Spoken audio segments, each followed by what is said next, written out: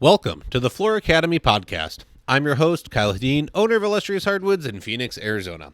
We're here to talk with flooring professionals from all across the country about the issues that matter to you. This week's guest is James Toal. James spent over 30 years doing sand and finish work before taking a position with Loba Wakol as a technical representative. There was never a lack of opportunity for James once he put a focus on education and giving back to others. Listen in to see how you can grow your business by investing in yourself.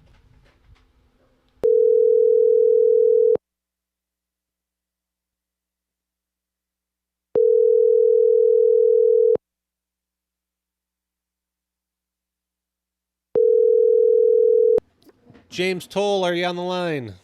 Yes, I am, Kyle. Awesome. Welcome to the Floor Academy podcast. Thank you for joining us. Oh, it's my pleasure to be here, Kyle. Thank you. Excellent. All right. Why don't you go ahead and introduce yourself to those who don't know who you are? I'm sure plenty of people do, but let's hear a little bit on your background and where you've been and where you're going.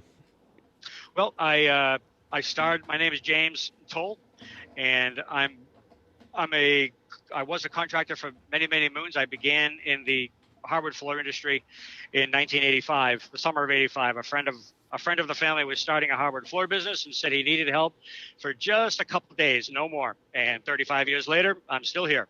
So I worked for a couple of different companies up in the Boston area where I grew up, and then I moved on to Connecticut, and I've been here for about the last 28, 29 years. And I owned a company here in Connecticut for a long time.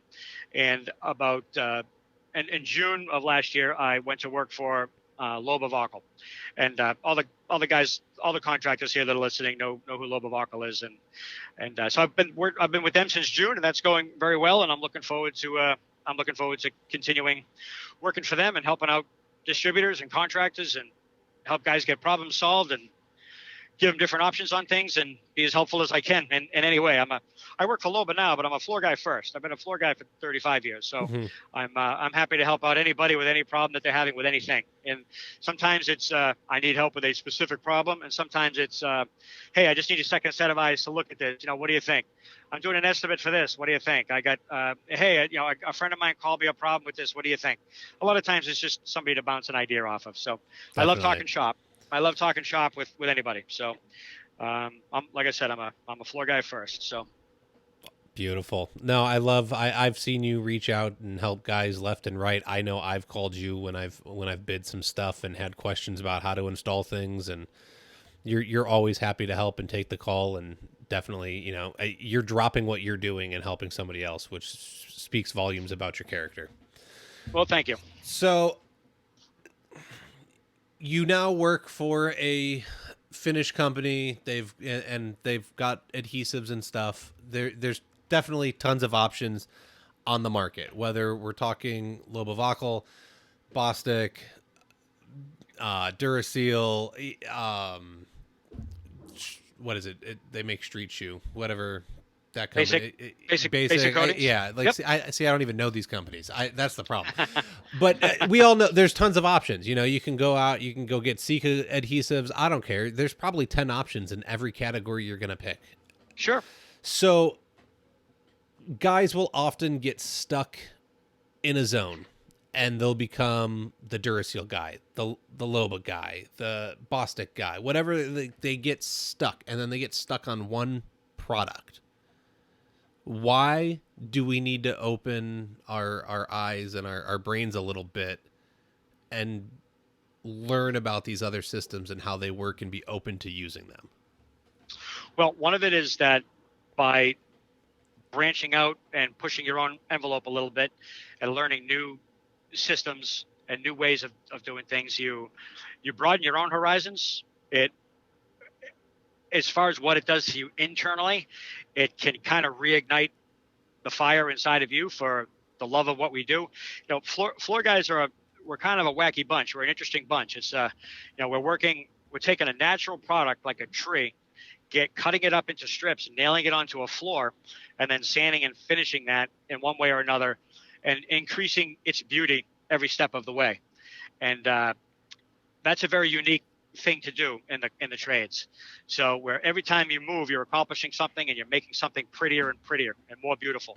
So when you look at and try out a new system or a new way of doing something, that kind of gets those juices flowing again. It brings back the love for the industry, the love for the craft, and that translates into how you express yourself to your homeowners, to your potential customers, and it isn't necessarily something that they can tangibly put their finger on, but because of those juices flowing and that love for the craft, that kind of, they can sense that and say, this is the guy I want working in my house. And I've had people say that to me. There's just something about you that I knew you just love this, and that's why I wanted you in my house. So that learning new things and expanding my horizons ultimately ended up in more work, and sometimes by learning more intricate finish systems. Not everybody does them. Not everybody is capable of doing them, which puts you into a little bit of a different price category. So instead of charging X per foot for doing a floor, well, now you're charging X plus $1.95 a square foot, or X plus $3 a square foot to do a floor, because you've got the experience and the craftsmanship that it takes to do some of these floor systems.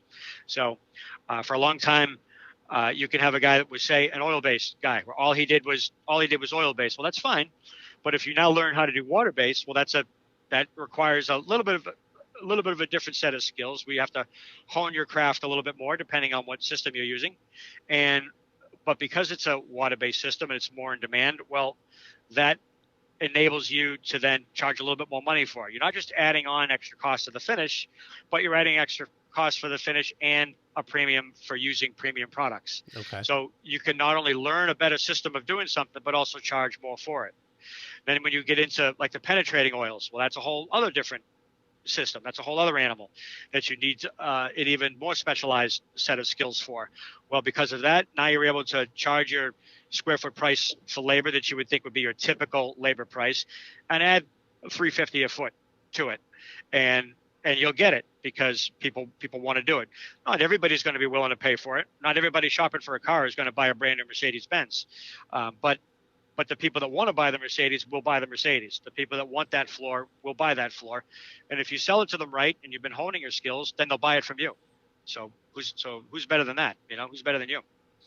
No, definitely. I think you bring up a lot of good points there. So not only are you talking about how people need to be craftsmen and that there's an art behind the installation process, the sand and finish process, and each system kind of has its own art form, so your passion can come out and show.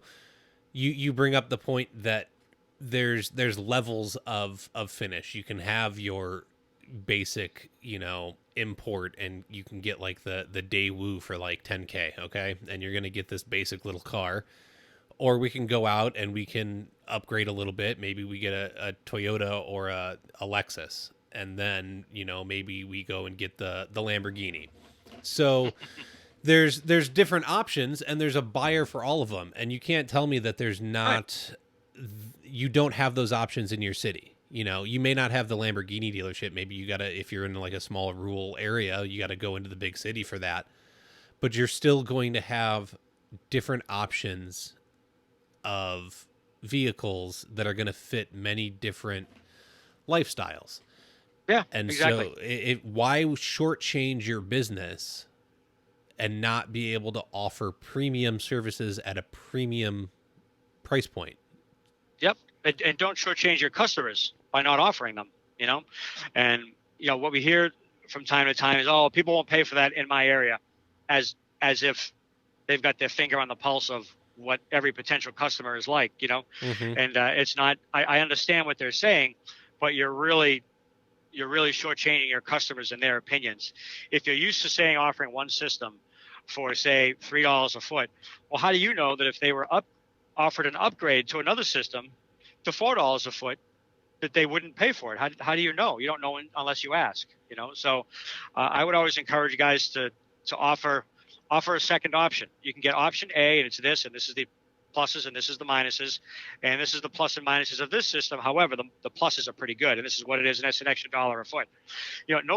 Nobody likes to be oversold, Mm-hmm. but everybody likes to be upgraded.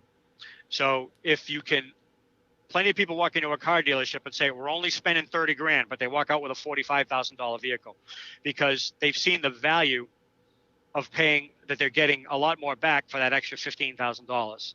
So they say, yeah, I only wanted to spend 30 and I spent 45, but look at the car that I got. Like, look at this car. And it's the same thing with whether they're buying a dining room table or whether they're buying a hardwood floor. And it's like, yeah, we only wanted to spend this much, but we spent that much. Yeah, but look at these floors. Like, everybody loves these floors. Mm-hmm. So we can't just walk in the door and judging our customer and saying, well, they're only going to buy this, or they're only going to buy that. Have a couple options for them. You know, you may be surprised. And I know that because I was one of those guys. No, they're not going to pay. People aren't going to want to pay for that. They're not going to want to pay for that. And but I went in and someone suggested the same thing to me that I'm suggesting, and I went in and lo and behold, 4 out of 5 people were buying the upgrade. I didn't oversell them, but I upgraded them, and they were happy to pay for the upgrade. So, Yes. Learning, pushing your own envelope and broadening your horizons and learning these other finish systems just helps you to offer more to your customer, and those customers that are happy to pay to have that better floor system, or even not necessarily better, maybe even just an alternative system or a different system done. Some people, we only want it done. We only have 2 days to do this. Well, there's options for that. But we have a week to do this. Well, then the world is your oyster here. You can do whatever complicated finish system you want. But we're never going to know unless we know how to do those systems and then offer them to our homeowners, offer them to our potential customers. They'll appreciate it. I 100% agree. I think one of the things that drives me nuts is that won't work in my area. Other people have tried that. Yeah.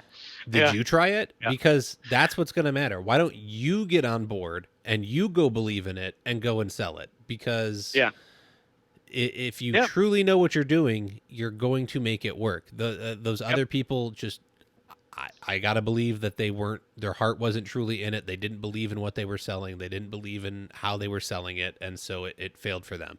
Because I don't care if you're in the poorest part of the country. If the average price there for an install is $1.50 a square foot and you think you can get 2, go believe you can get 2 and you'll do it.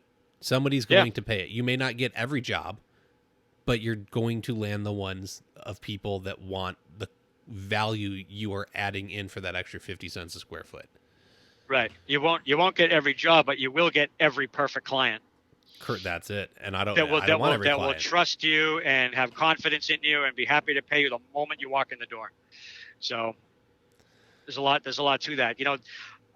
One guy told me, he said, don't think that you have to offer your services that you can afford. I'm young. I was younger and working. And he said, maybe you can't afford to charge $4 a foot to do your own floors, but someone else can afford to pay you $4 a foot to do their floors. So don't assume that every customer is you. That I'd never pay $7 to do a cerused floor. Well, I wouldn't pay $7 to do a cerused floor, but there were plenty of customers that were happy to pay me $7 to do their cerused floors.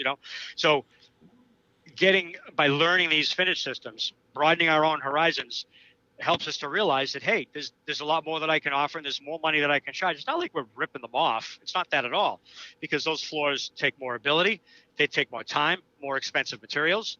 But by learning those things, we're able to provide them with a premium product and an awesome floor job that they'd be able to show off and brag to all their neighbors about how smart they were because they hired you to do their floors.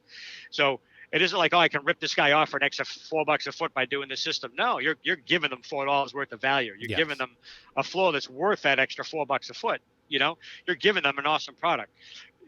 Mercedes-Benz doesn't feel like they're ripping someone off for $40,000 after selling you an $80,000 car. They're saying we are giving them a quality $80,000 product here, and we're doing the same thing. When we learn these new systems, broaden our horizons, go take classes that the manufacturers offer, take the NWFA classes, spread your horizon.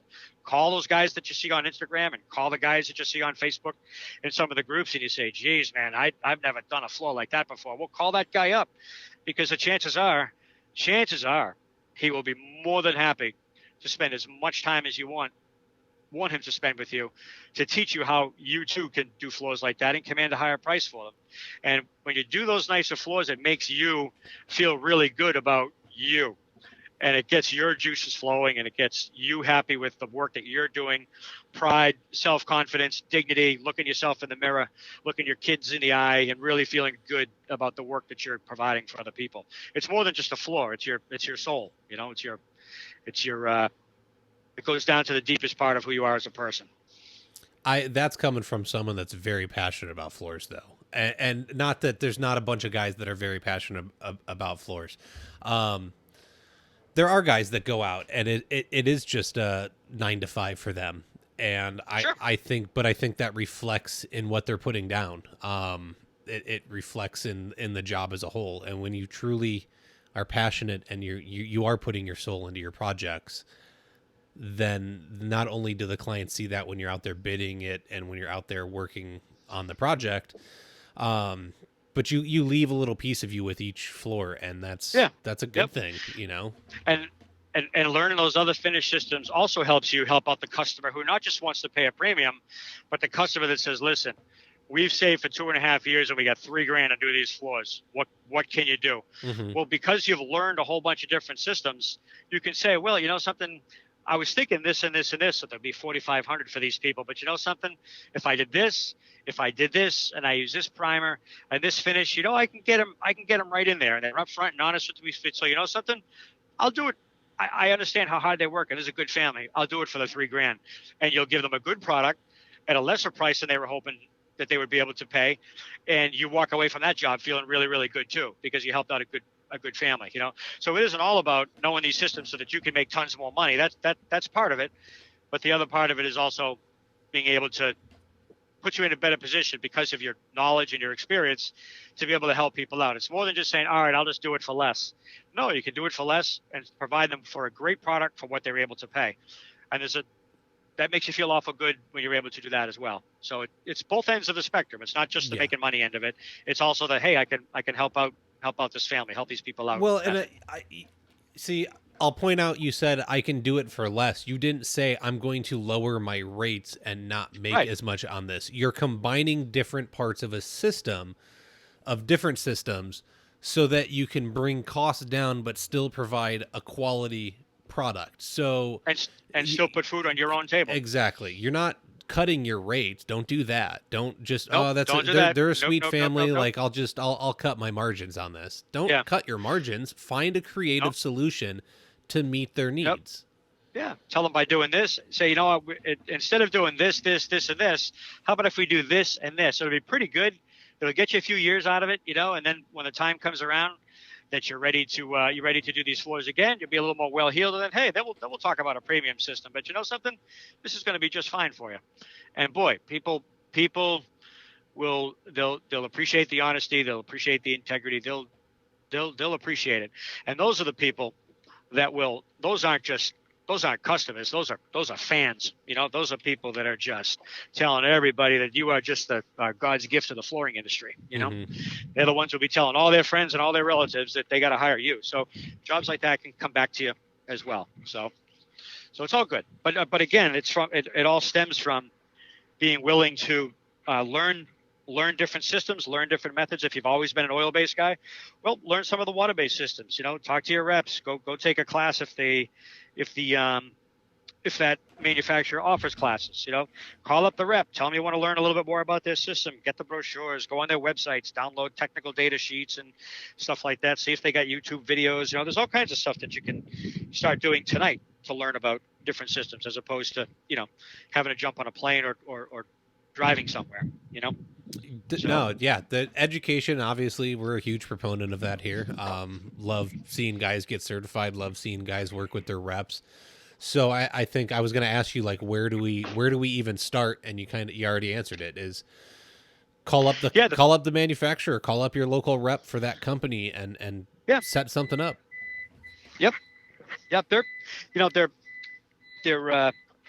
most of the reps, the manufacturer reps are most of them are good guys and good girls, and they're happy to help out. And when someone calls up and is sincerely asking for information because they want to learn, do a better job, there's not a lot of guys that are just going to say, yeah, something, I don't have time for you.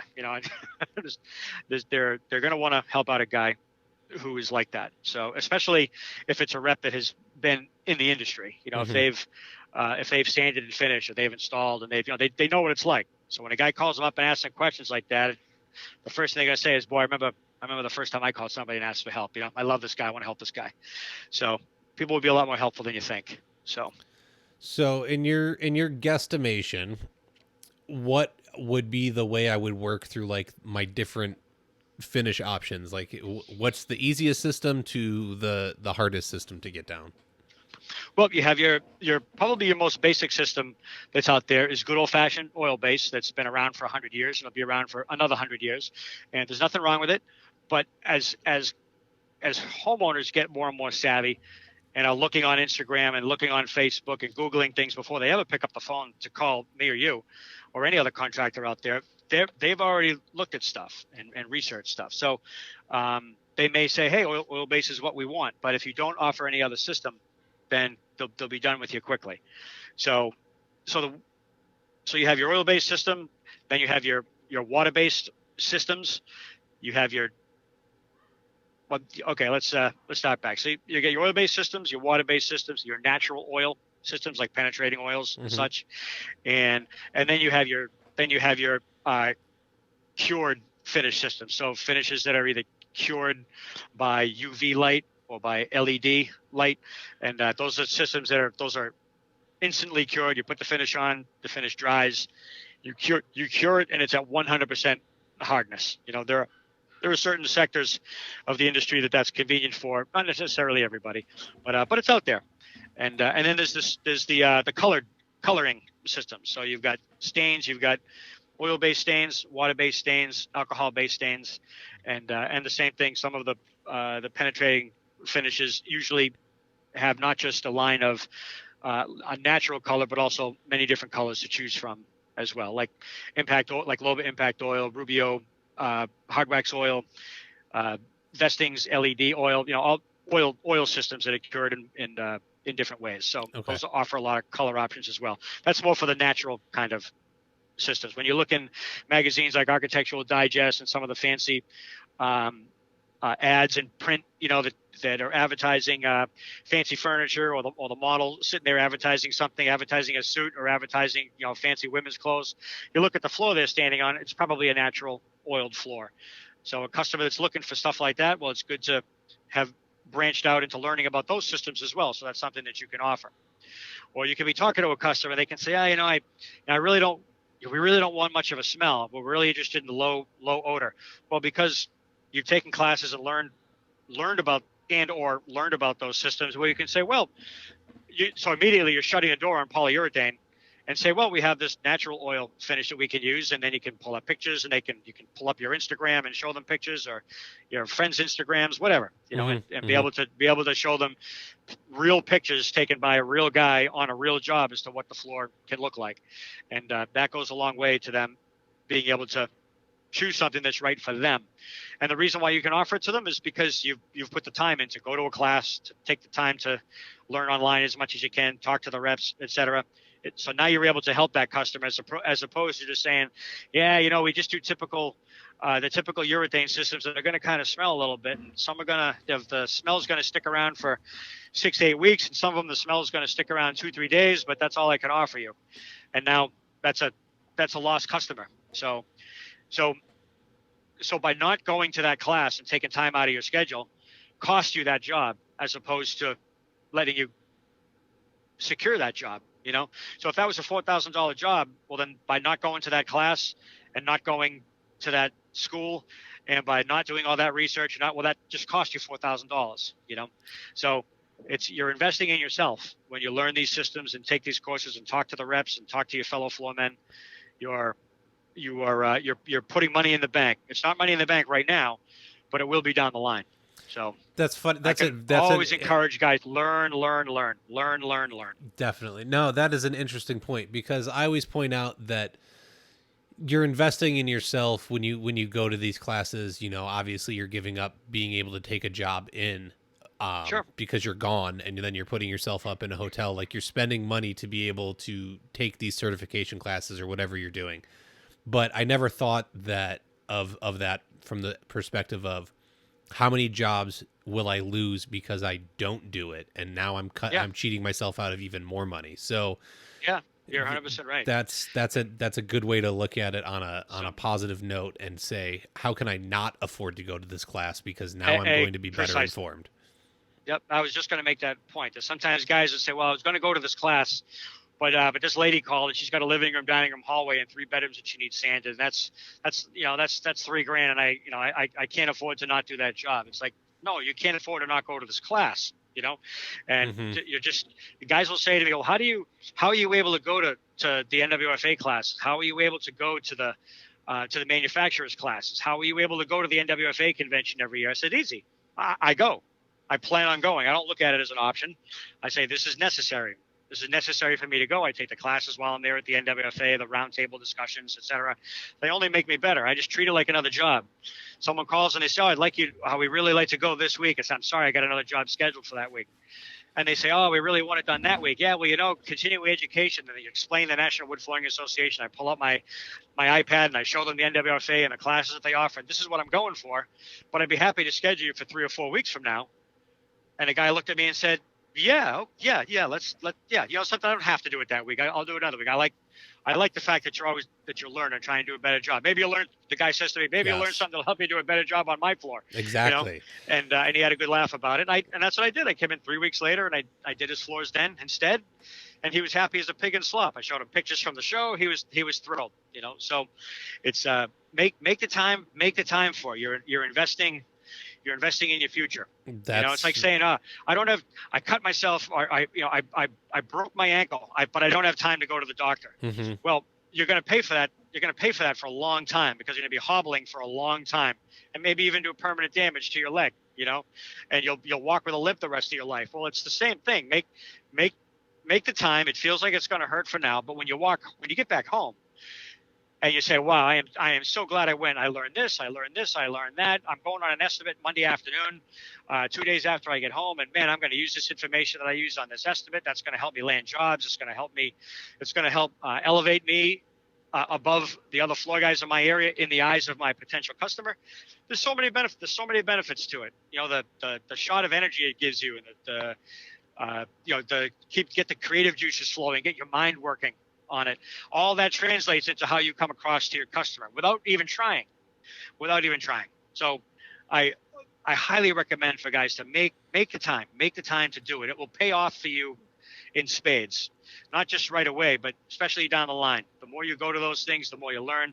You run into the same guys. You make friends that you can make friends that will last you a lifetime. Mm-hmm. But the best friends I have in this world, I'd say about half of the best friends that I have in this world are all floor guys. They're all guys I've met in this industry. They're guys I've met through Facebook and Instagram, and they've become my real life friends, and they become very close real life friends. While being on the phone with you these past few minutes, I've had 2 guys call in that are one's a floor guy here in Connecticut and another guy from another state, but extremely close friends. And not only do we talk shop, but we talk everything else too, and that's what keeps the juices flowing good as well, especially during an uncertain time like this, like what we're going through with all this craziness with COVID-19. It's important to have friends in the industry that you can call up and say, "Hey, man, I'm really feeling it this week," and blah, blah, blah. And your buddy that's a sheetrocker, well, he's not going to understand. He's going to understand a little bit. And your buddy that's a painter, he's going to understand somewhat, but not a lot. But another buddy of yours pounds in floors every day, or that's laying resilient, that's sanding hardwood, they are going to truly empathize and understand with exactly what you're going through, because they were either going through it last month or they're going to be going through it again next month. They can empathize with you. Those are relationships that you build by going to things like this. Yes. So, and I don't know how guys, you brought up the point of, well, I can't afford to go, or I got to take this job. I don't know how you can do that, because about them 6 months, 9 months, a year in advance. Right. I saw you at Surfaces this year very briefly, but I did run into you. Yeah. We know that's going to be next January, and it was last January, and the January before that, and the January before that. Like, it's the same time every year. When the calendar comes out, block it out. NWFA convention, you're going to know about that at least a year in advance. Block it out. Yep. You Lock know, it up. I get classes, they kind of come up, they change, especially right now. Everything's like shut down, so you Sure. can't do them, but you're going to know months in advance. Yep. Sign up, buy the plane ticket so you're committed, and go. Just go. Yeah. And just go. And nobody ever left these classes saying, wow, what a colossal waste of time that was. I should have stayed home and sanded 700 feet in a set of stairs. No one's going to say that. They're going to come home and they're going to say, I met these three guys there that I really got along well with, and we exchanged phone numbers, and we went out to dinner together every night. And I got a new set of friends now, and to go along with the friends that I've met at the last time I went to one of these things, it just compounds itself. Yes. And it's great to be walking the floor at a show like this. And every time you turn a corner, it's like, hey, James, how's it going? Oh, man, I haven't seen you since last year. And that's just the best. I mean, it's the best.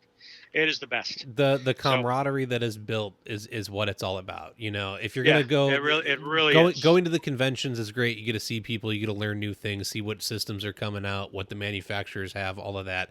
Going to the certification classes, yes, you walk away with a sheet of paper that says you're certified by some body Right. that lets you do something. Now, granted, And I'm good. all about certification, but you're only going to Yep. get out of it what you put into it, and you're only going to sell it as much as you try and sell it. If you make a big deal out of it to your clients, then it's going to help you promote your business further. If you don't, then it's not going to do anything for you. But the friendships and relationships that you're going to build, the camaraderie that's built while you're there, that's why you're going.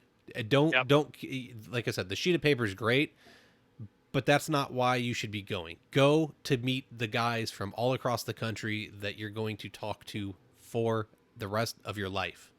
Yeah. I mean, I liken it to this.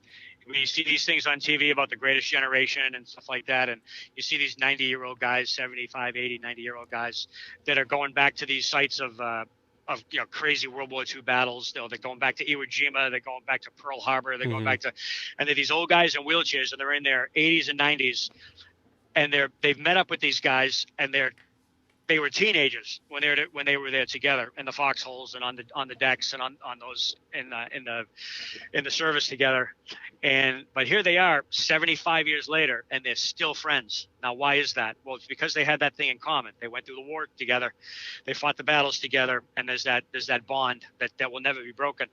So when you're in a trade like this and you've got guys that understand the day in and day out struggles, the day in, day out hardships, the day in, day out joys, that's a foxhole mentality, because these guys are fighting the same fight as you are, and truly get you, and truly understand what you're all about, and the struggles that you have with your family and your business and your work. And customers, they understand all that. They get it, and that is a bond that is not easily broken. Those are guys that will be there for you and stick up for you and help you through anything, not just now, but for the rest of your life. It's a go to these things. I can't emphasize it enough. Go to these things. And they're going to be the like-minded individual. Okay, if you're taking time out of your business to go and invest in your business, that makes you a different individual than most. Okay. Yes. These conventions have tons and tons of people at them, but how many hardwood flooring professionals are there across the entire United States, and how many go to NWFA convention every year? There's a certain type of individual. Why you need to go be with those like-minded individuals who are going to push the industry further, instead of hanging out with the guys at the workroom that are complaining about only getting $1.25 a square foot to put in 3 1/4 oak day in and day out. Yeah. If you go hang out with the guys that are changing their mindsets and wanting to grow their businesses and get better rates and stuff like that, that's where these guys are going. Go learn from the best of the best, so that you can become like them and go and inspire others. You have to keep pushing it out.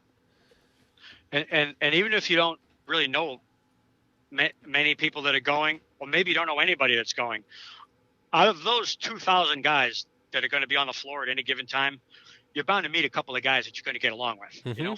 So, us floor guys can be a snarky bunch, but there'll be plenty of like-minded guys that you'll be able to find there. And you're standing there at a booth, and you look at the guy next to you and say, "Hey, I'm James. What's your name? Hey, nice to meet you." You hand him your card. You start chit-chatting. Hey, let me give you a buzz next week. I really enjoyed talking with you. Can I give you a buzz next week? Sure. You text them, "Hey, how's it going? Can we talk?" And next thing you know, you've got a stable of friends there that are there to cheer you on and help you out and guide you through good times, help you through bad times. I can't emphasize, I can't emphasize enough how big a difference it made in my life to meet those people and to become friends with them and to allow them to help me to become a better floor guy, to become a better person, and to enjoy the work that I do on a much better level. So yeah, I can't emphasize it enough. I really can't. So let's take this back a little bit. How many of those connections have you used? Obviously, I mean, you said you started in 85. So when did you start going, and when did those relationships from other contractors really start evolving and help you? I know before I started recording, we were talking a little bit, and you were saying how you made lots of mistakes and you would call people and they wouldn't help you. So at what point did you find that group of people that would move you forward and elevate your career? A lot of it was social media. That and Facebook groups and Instagram, and that's what was a lot of it. But when I went to some of the shows before social media, I met guys there that I became good friends with, and they were good for the time. A couple of them dropped out of the industry and stuff, so they kind of they kind of stopped taking my calls. They felt like but that's okay too. Some friends come and some friends go. It's perfectly fine. But once social media came along, well, then you sort of can discern what a guy's personality is before you meet them actually face to face. And then you get there, you get to these things, and you're texting guys and messaging guys, "Hey, who's going?" It comes up on all the groups and everything. But before, who's going to NWFA? It's on every one of the groups. Who's going to the NWFA? And there's a whole bunch of guys that are going. And then you message those guys when you get there. "Hey, I'm on the floor. I'd love to say hi to you. Where are you?" "I'm over near the power nail booth. Come on over and see me." "Okay, I'll be there in 5 minutes." And they come over and you meet these guys, and then you don't see him again. I had one guy I talked with for like 10 minutes. I didn't see him again the rest of the show. Let's meet up by the end of the show. Never saw him again the rest of the trip. But a week later, he messaged me. He said, "Hey, I didn't see you the rest of the time." And now we message regularly.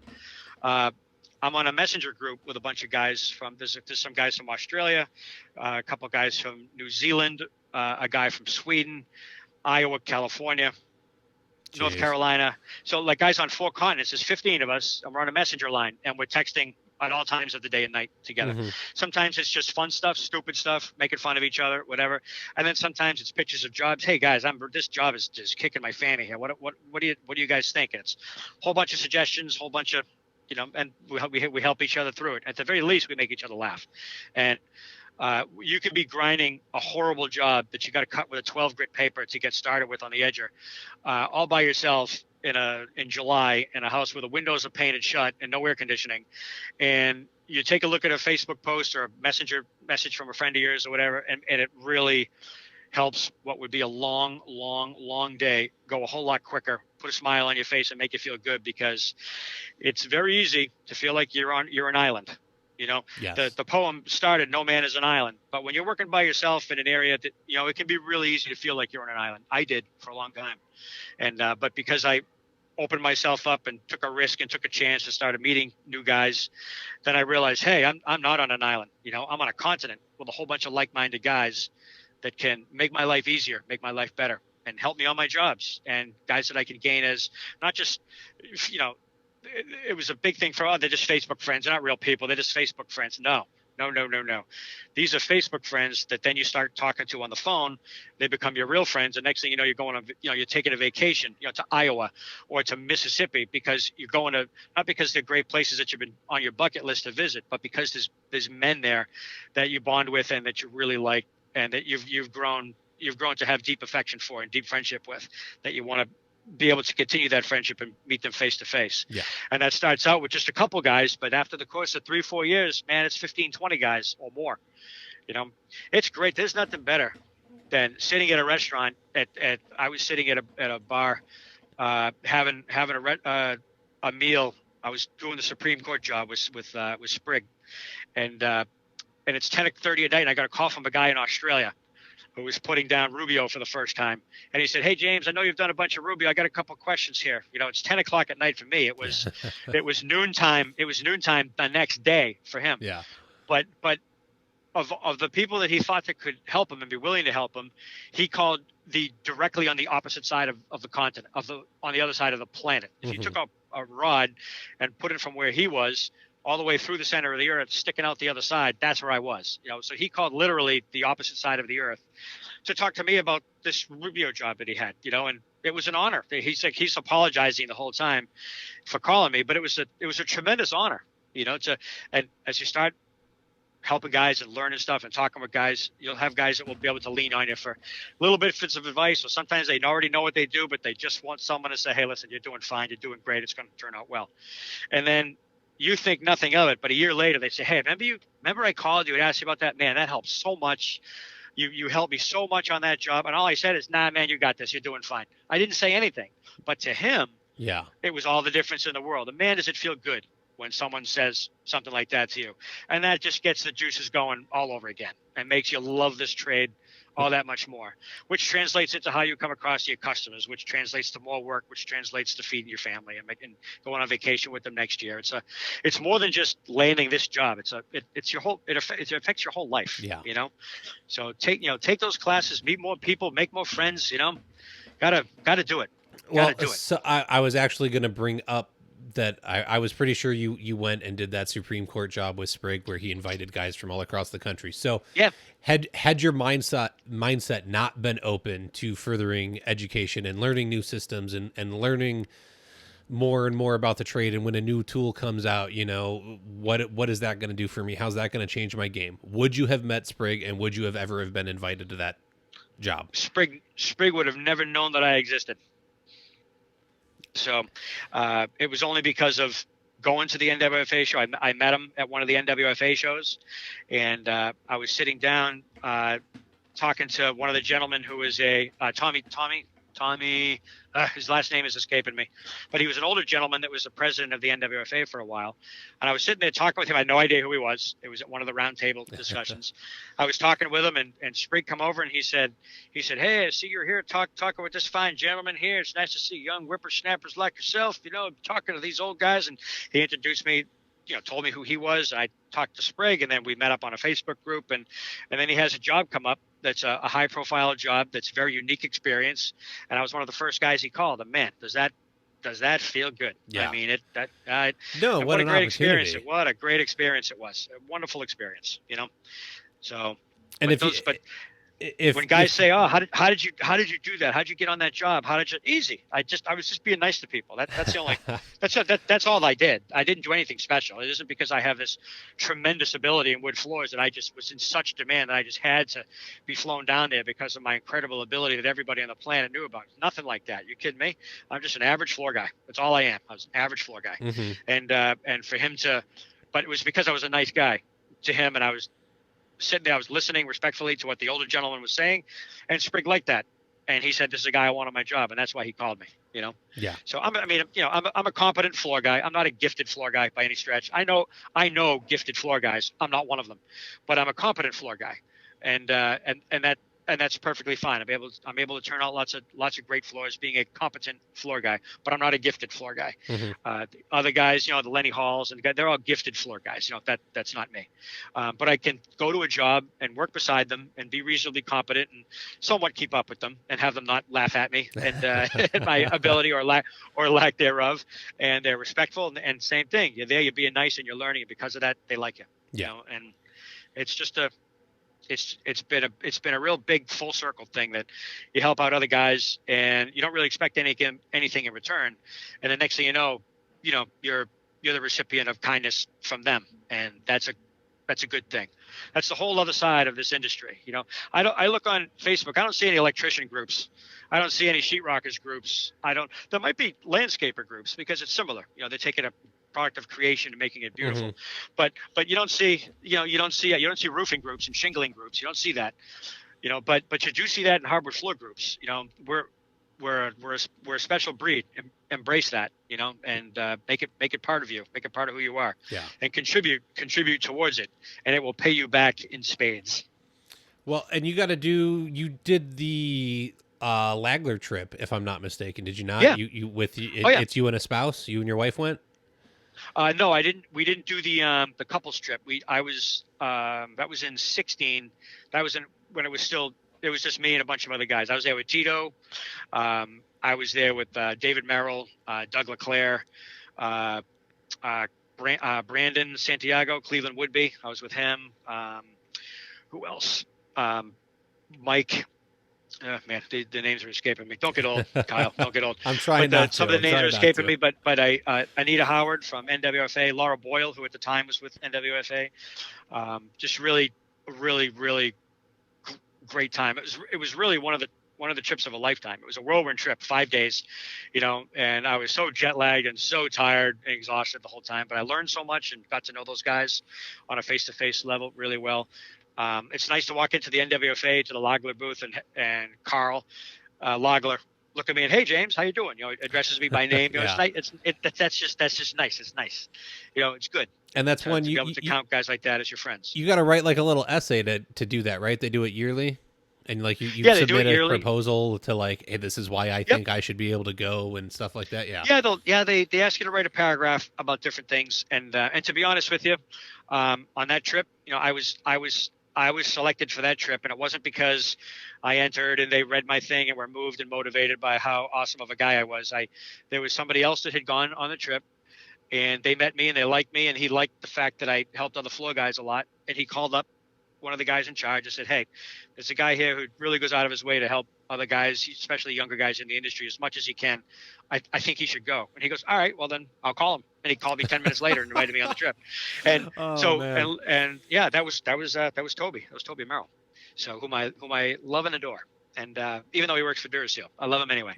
And and he always makes fun of my age. Man. There was a thing on Facebook the other day where someone talked about something like what year you were born, and I wrote down 66, and then he wrote as a reply 1866, and all the guys, of course, piled and jumped on me and made fun of me and said that I was actually at the Boston Harbor and I at the Boston Tea Party in Massachusetts in the 1700s and blah blah blah. So it's all, but that same thing. That's great stuff. When guys, they get on, they tease you like that and everything. It's because they like you, and it's funny. And I walk away with a heart full of gratitude for knowing guys like this that like me enough to be able to tease me and make fun of me, and I'm able to laugh at myself, and we all goof on each other. But what do we all have in common? We all have helping guys do wood floors in common, Yes. And learning more and building up the trade and increasing the industry, not doing anything to detract from it. So it's all good. I'm grateful every day. I really am. I'm grateful every day.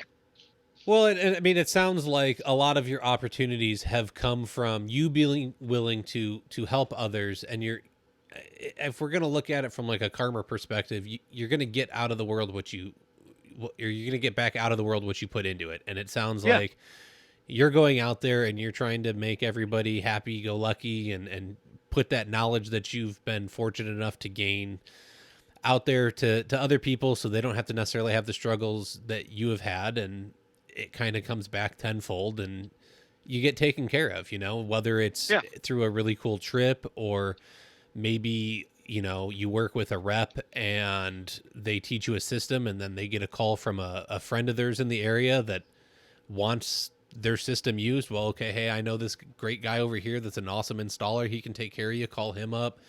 Yeah. You never know where it's going to come from. It's really sad to say, a lot of times it's not what you know, it's who you know. And if you go out and you put good vibes into the world and you're nice to people, surprisingly, they tried to teach you in kindergarten, be nice. It works out better for you.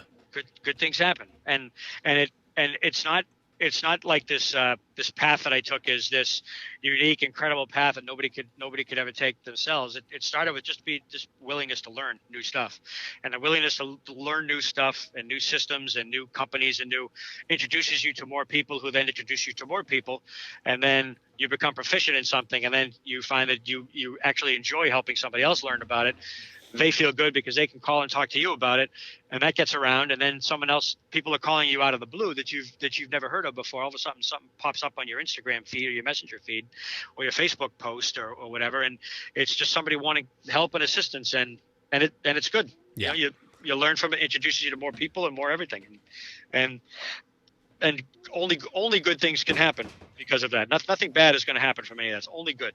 Yep. So now was the willingness to learn instilled in you? Was that something you already had, or was that put into you by the different companies that you had worked under while you were learning before you started your own company? And then or was it you didn't really get that until you were out on your own and discovered like, oh shoot, I'm just like spinning my wheels here doing nothing. I need to figure something out. A little bit of it was from the first guy that I worked for, who, although he became an extremely competent floorman, he went into business with really only about 6 months of practical experience behind the machines. So when I would go edge a room, I told him this story the other day, he laughed his head off. I would go into a room and edge it, and he'd come in and look at it. He'd say, it looks terrible, do it again. And I'd say, I know it looks terrible. What am I doing wrong? And he's like, well, it just looks terrible. Do it again. And I'd say, but watch me edge. Watch me edge, and tell me what I'm doing wrong, and show me how to do it right. He's like, just re-edge the floor. And he'd walk out and slam the door. Now that was frustrating at the time, but he was frustrated because he really didn't know enough about it at the time to teach me how to do it. Okay. So I said to myself, you know something, I'm on my own here, so I've got to teach myself how to do this. But you know something, I'm going to teach myself how to do this in a way that I can then teach it to someone else, so that when I'm older and I own my own business, I'll be able to actually teach my guy how to do this instead of just yelling at him to do a better job, And he was cracking up laughing. He's like, oh, I'm so sorry, James. I didn't mean to do that, And if I did that, I'm so sorry. And I was like, nah, listen, man, you were learning too, And so from the first weeks in the business, it was, how do I learn to do this better? How can I do this better? How do I make this more efficient? So there's a bit of a natural curiosity there. Okay. But especially, when I got on my own and then like really messed up a couple of jobs, especially installation was different because it's easy to rip out a board and put another one in. But man, you mess up a sand and finish, man. Now you're resanding a whole job, and it can tear the fibers of your soul right out of you, through right down your throat. An arm sticks down your neck and grabs a hold of your dignity and pulls it up through your throat, throws it on the ground and jumps up and down on it. It can be a terrible feeling. So you have a few of those, and you really learn in the hard way on jobs. But again, the amount of experience that you get from screwing up is tremendous. And again, it was, okay, I'm going to fix this. So how can I avoid this on the next job? When we walk into this, what can I tell my guys to avoid this problem? How can I teach someone else to avoid this problem? So now you're on Facebook, and some guy's like, hey, I really messed up this job. I don't know what to do. And I look at it and goes, looks like that job I sanded in 95. Man, did I screw that one up? And then I can answer him saying, try this, try that. You probably did this. You probably did that. Try this, try that. Let me know how it goes. It should work out fine. Call me if you need to. Mm-hmm. And they're like, wow, how'd you know that? It's because I messed it up. I did the same thing. I'm not the smartest guy in the room. I made the same mess up when I was younger. I learned, and this is what I learned. This is how you can fix it and not do it again a second time, So, but again, it's just willingness to learn new things, expand your horizons, and it leads to a lot more things than you'd think. I don't want to learn how to do that. That looks like a pain in the neck. It looks like more work. I don't want to learn how to do more work. I want to learn how to do less work. But that limits you. You're limiting yourself. You're limiting your customers. You're limiting your creativity. You're limiting everything with that mindset. Just learn new stuff. Call the reps up. Call the companies up. You can't get a rep on the phone. Call up the company. Call the 800 number. Hey, I'm out here in East Jabru, USA, and I'd love to learn how to do this. What direction can you point me in? They'll mail you some literature. They'll send you a link to their website. They'll give you the names of a couple guys you can call.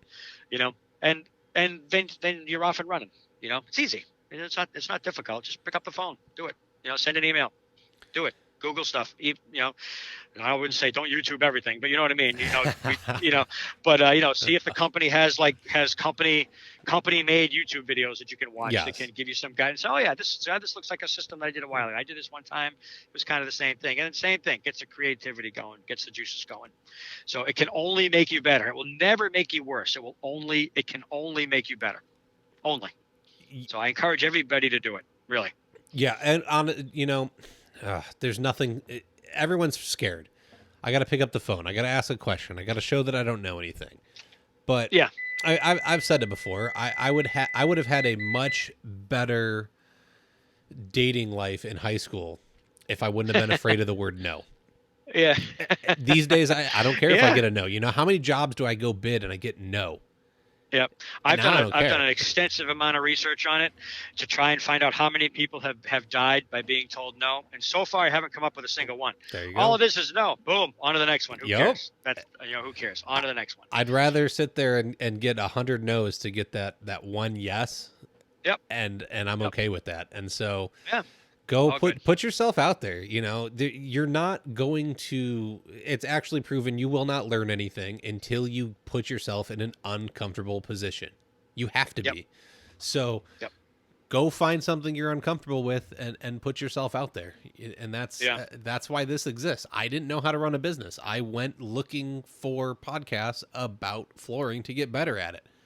Yeah. They weren't there. Yeah. So awesome. Now everyone gets to learn through me. And, I people compliment and I love hearing it. Thanks for the podcast. That really helps me. Awesome.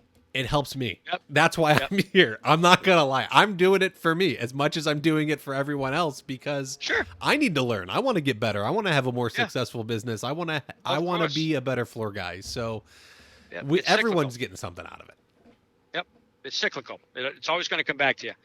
It's always going to come back to you. You put good stuff out there, it's always going to come back. So, you're going to meet jerks along the way that are going to put you down for it, try and make you feel bad for it. But, hell with them. Who cares? Just keep doing what you're doing. Exactly. Nobody, look, if that's who they want to be, it's okay. Because they're only fooling themselves. They don't know everything. Trust me. They're not as bright as they think they are. And just say okay and walk on by.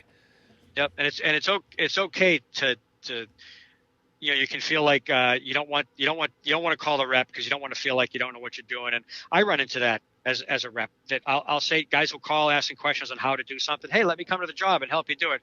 Oh yeah, okay, well, and they don't have me to the job. Then they mess it up. Then they call up and they want me to help them. Now they want me to help them fix it. And I'll say, why didn't you? How come you didn't have me come to the job? Well, I didn't want to.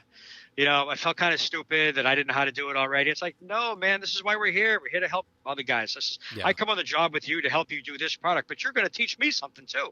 It's not just one way here, and that could be the toughest.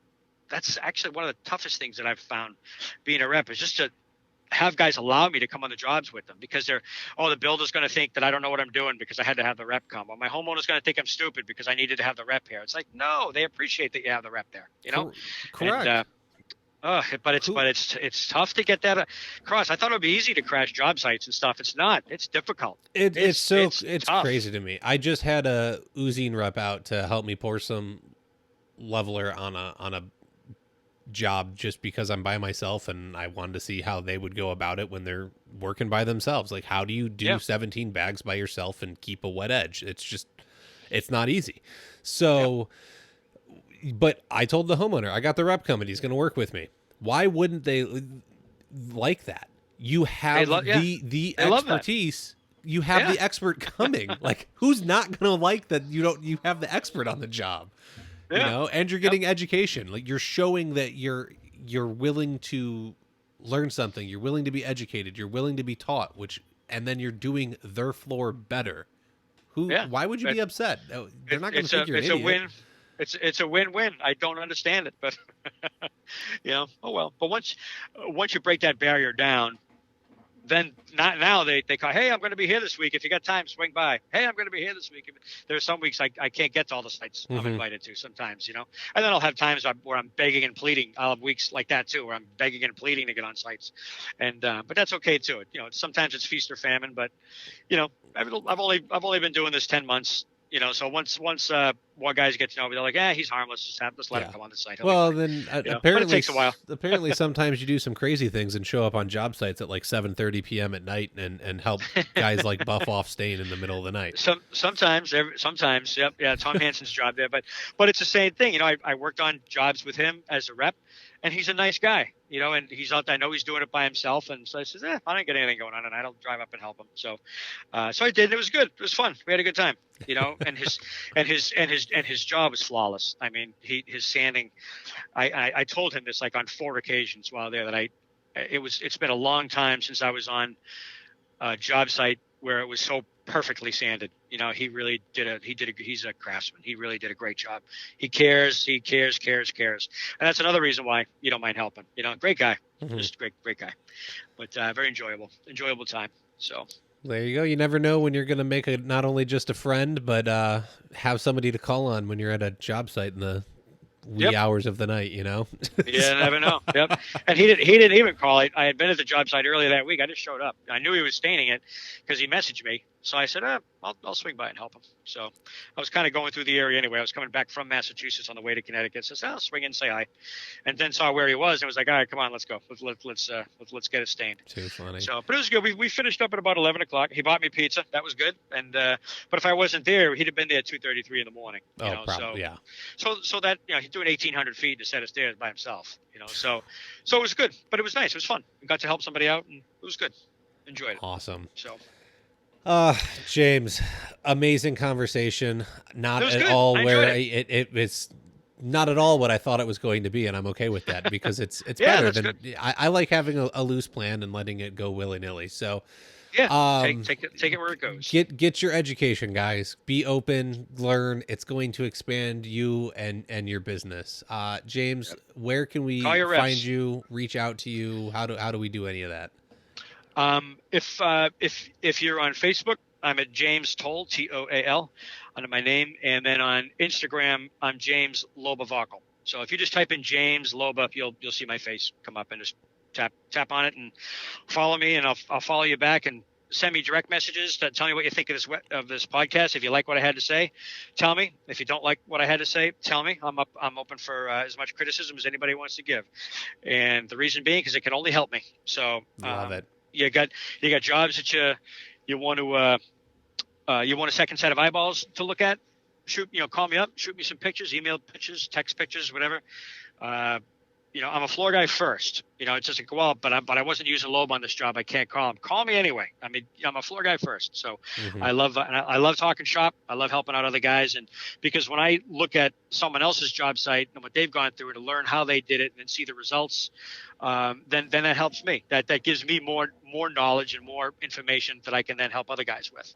So they're really helping a whole bunch of other guys by allowing me to assist them. Or honoring me by allowing me to help them on their job site. It's an honor when someone calls you up and says, will you give a second set of eyes on this job?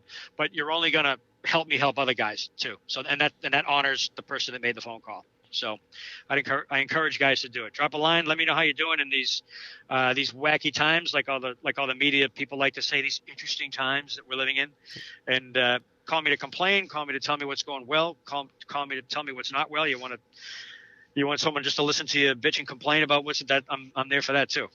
And a rising tide lifts all ships. So I'm happy to listen to anybody and everybody and make new friends. So love it. And I know you wouldn't say it if you didn't mean it. Look, guys, I've reached out to him, and I don't even do sand and finish work. I've had questions about subfloor issues doing an engineered floor, and he's more than happy to answer them. And that's not even his area of expertise. But absolutely. A wood floor is kind of a wood floor. So I appreciate that.